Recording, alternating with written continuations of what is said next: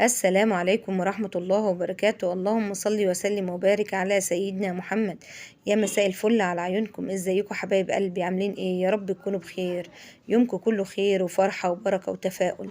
قبل ما نبتدي الفيديو ما تنسوناش باللايك، واللي ما اشتركش في القناة يا ريت يشرفني وينورني بالاشتراك وتعليق جميل منكم. ان شاء الله مع بعض النهارده هنعمل البيتي فور، نعمله بطريقة سهلة جدا بمقادير مظبوطة. بيطلع معانا يا جماعة هايل. تقدري بنص كيلو دقيق تعملي كمية حلوة جدا. شايفين النتيجة واضحة حلوة قوي،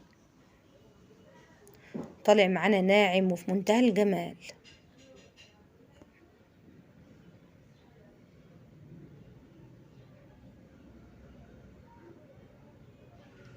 تقدري تشتغلي بالقمع او بالمكنة في جميع الاحوال، والله مقاديرنا مظبوطة جدا وهتجربوها ان شاء الله.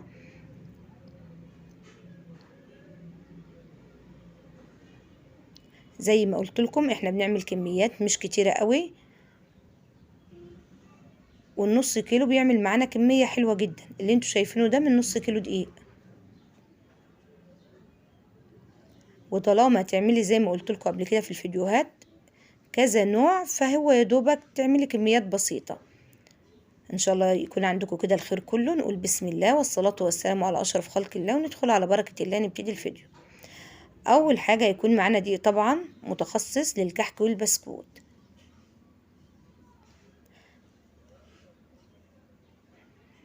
وهيكون معانا كمان اهم حاجة الدقيق يا جماعة، ونكون نخلينه كويس. وطبعا السكر البودر برضو بنبقى نخلينه كويس.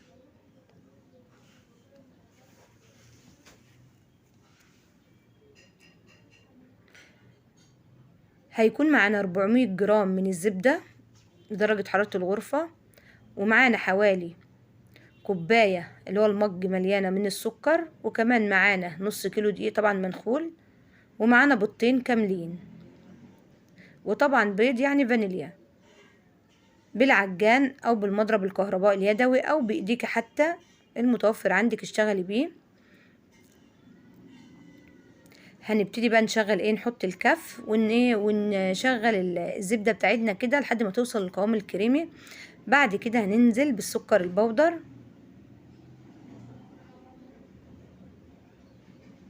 خطوة مهمة جدا يا جماعة ان احنا نضرب فيها لحد ما القوام بتاعنا يبيض شوية ويبقى كريمي.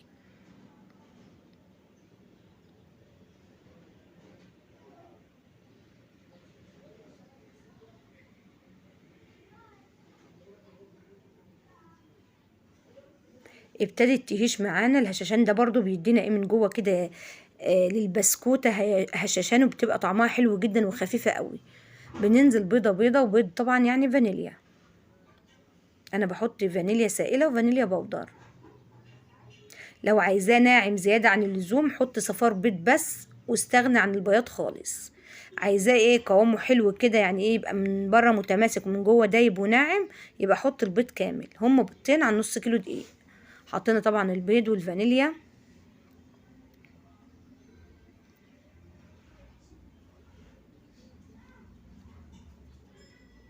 نتأكد كده تمام القوام بقى ممتاز يا جماعة. ننزل بقى بالدقيق، كل حاجة اندمجت زي ما انتوا شايفين، والقوام رجع تاني يبقى كريمي. معانا بقى نص كيلو دقيق بننزل بيه كده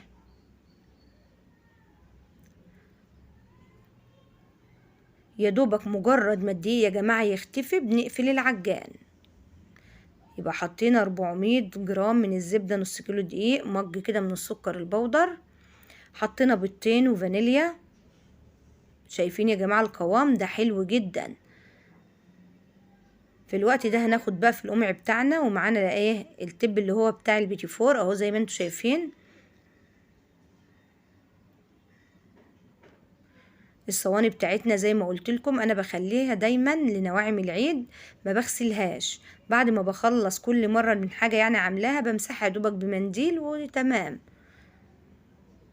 فرننا ساخن على درجة حرارة 180، السلك في الرف اللي في النص. طبعا يا جماعة بتشكلوا عجينة البيتيفور كلها كده مرة واحدة، هو كله نص كيلو عشان ما تسيبوهوش وتبص تلاقي العجينة شدت منك.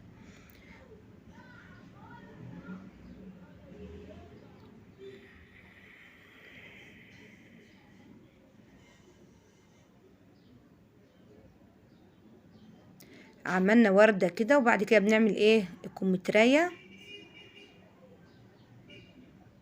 تضغطي كده ايه شوية لفوق وتسحبي على تحت.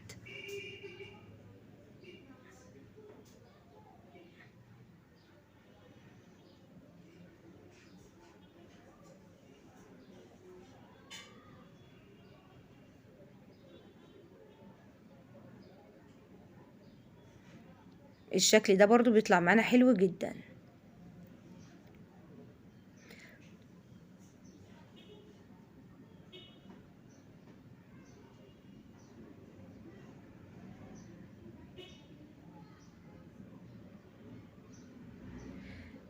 ندخلها الفرن بقى. لو عايزة تعملي بكاكاو، بننخل كده حوالي معلقة كبيرة من الكاكاو على الكمية المناسبة اللي انت عايزاها يعني، وبعد كده بتحطي كمان قطع من السمنة او الزبدة، ونلفها دوبك في العجان لفة كده.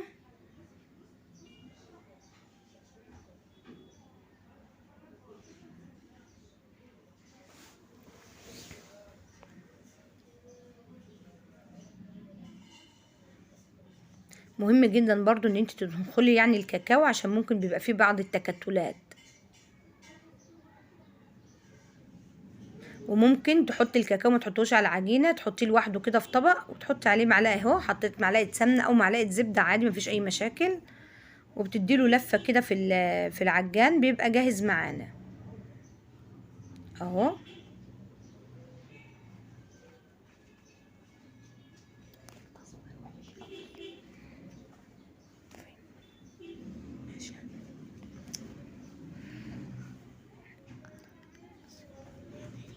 بنضغط كده ايه ضغطه ونسحب ايه على تحت كده، بتطلع معانا ايه رسمه الكمثريه. وعملنا كمان الورده زي ما انتم شايفين. بتحاولي تحطي بس قطعه من الفانيليا. شايفين يا جماعه؟ ولا فرش ولا اي حاجه، طالع معانا هايل، سواه مظبوط جدا. شايفين؟ حلو جدا. هنسيبه يبرد بقى خالص، وهنحطه كده في صينية ونلفه بستريتش، ونيجي تاني يوم بقى، او مثلا تسيبيه ساعتين 3 زي ما تحبي. انا بحب دايما اشتغل ايه على مهلي، يعني مثلا لو سويته النهارده بالليل كده ما بياخدش معايا ساعة عمايله اساسا. ببتدي ايه اسيبه لتاني يوم. دي نوتيلا بيضة، وفي معايا جناش شوكولاتة، وفي نوتيلا اللي هي بالشوكولاتة. عايزة تحطي مربى مفيش اي مشاكل، المتوفر عندك اشتغلي بيه.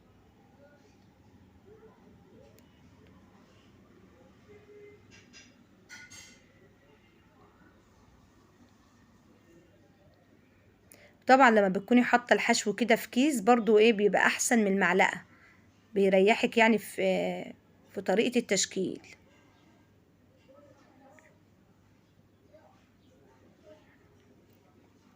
كل اتنين كده قد بعض. بتحطي برضو جناش شوكولاته.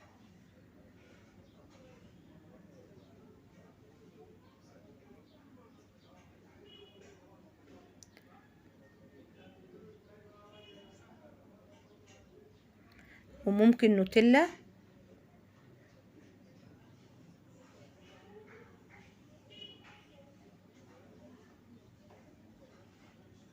برضو النص كيلو عامل معانا كمية كويسة جدا. انت لو بتحبي تعملي مثلا كمية كبيرة او حاجة ممكن تضاعفي الكمية. لو لكيلو دقيق هتحطي 800 جرام من الزبدة، وهتحطي 4 بيضات، هتحطي مجين كبار من السكر، وطبعا الفانيليا. هي دي كل مقادير البيتي فور، بيطلع معانا هايل. والكيلو دي يا جماعة ايوه بياخد 800 جرام من الزبدة عشان يطلع معاكي كده ناعم وحلو.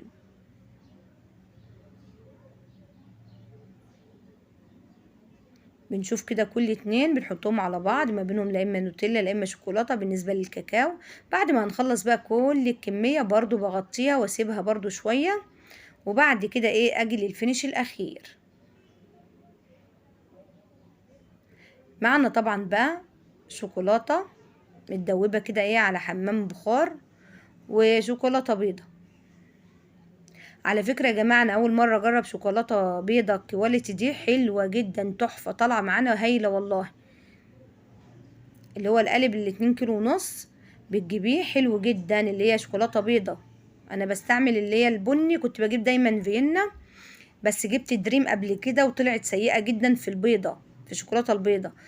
فحبيت اجرب يعني، فالمحل يعني اللي بنجيب منه كده قال لك ايه هستعملي اللي هي الكواليتي دي هتعجبكم قوي، فطلعت فعلا حلوه قوي. بالنسبه للشوكولاته البيضاء كواليتي حلوه جدا، ماركه كواليتي حلوه قوي.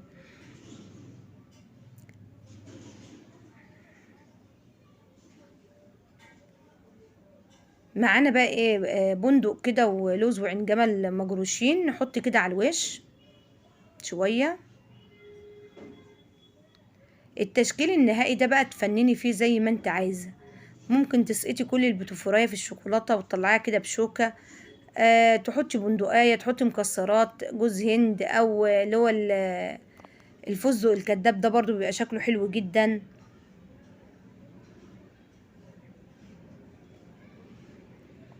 نظمي بس وقتك وخطواتك وهتلاقي في الاخر سهل جدا، ما هو صعب خالص. ممكن تعملي ريجة كده بيضة عليه بعد ما تحطيه في الشوكولاتة البني، بيطلع برضو معانا حلو جدا.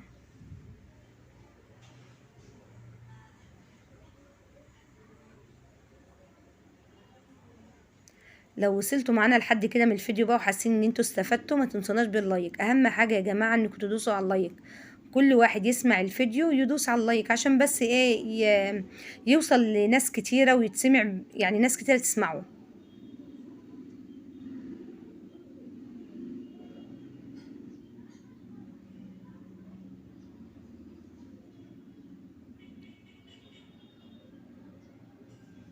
وبرضو لو جربتوه يعني وعجبكم يا ريت يعني ما تنسوناش بتعليق حلو كده منكم.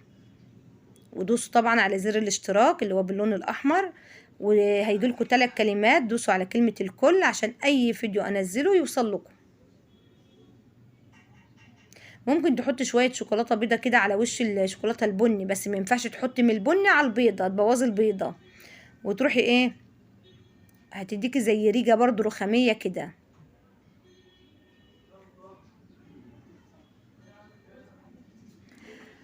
خلصنا بقى كل كمية البيتيفور بتاعتنا، واللون الذهبي ده يا جماعة ده ضغط ذهبي كده، ضغط غذائي انا بعمله بالفرشة بيبقى حلو جدا برضو، بيدي لون حلو قوي قوي للبيتيفور. وهي دي الكمية اللي طلعت من نص كيلو دقيق، حلوة جدا يا جماعة. تقدري تقدميها في العيد كده. كل سنة وانتوا طيبين، عيد سعيد عليكم يا رب، يجوا عليكم كده بالخير ودايما يا رب زايدين ومش ناقصين. شايفين حلو جدا، اشكاله تحفة. ليه بقى تشتريه؟ ما انت ممكن تعمليه. اي ست بيت تقدر تعمل اي حاجة في البيت.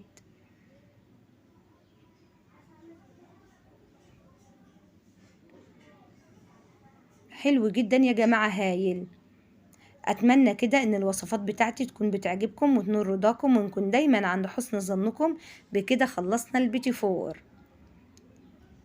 انتظروني بقى في وصفة جديدة وفيديو جديد، واسيبكم على خير واشوفكم على الف الف خير، واقول لكم السلام عليكم ورحمة الله وبركاته. دمتم في امان الله ورعايته، مع الف سلامة، وكل سنة وانتم طيبين، وعيد سعيد عليكم.